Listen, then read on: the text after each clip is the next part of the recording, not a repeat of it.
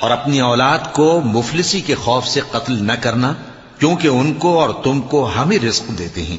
کچھ شک نہیں کہ ان کا مار ڈالنا بڑا سخت گناہ ہے، اور زنا کے پاس بھی نہ جانا کہ وہ بے حیائی ہے اور بری راہ ہے۔ اور جس جاندار کا مارنا اللہ نے حرام کیا ہے اسے قتل نہ کرنا مگر جائز طور پر، یعنی بفتوائے شریعت۔ اور جو شخص ظلم سے قتل کیا جائے، ہم نے اس کے وارث کو اختیار دیا ہے کہ ظالم قاتل سے بدلہ لے، تو اس کو چاہیے کہ قتل کے قصاص میں زیادتی نہ کرے کہ وہ منصور و فتح یاب ہے۔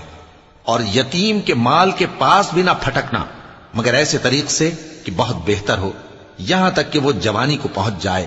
اور عہد کو پورا کرو کہ عہد کے بارے میں ضرور پرسش ہوگی۔ اور جب کوئی چیز ناپ کر دینے لگو تو پیمانہ پورا بھرا کرو، اور جب تول کر دو تو ترازو سیدھی رکھ کر تولا کرو۔ یہ بہت اچھی بات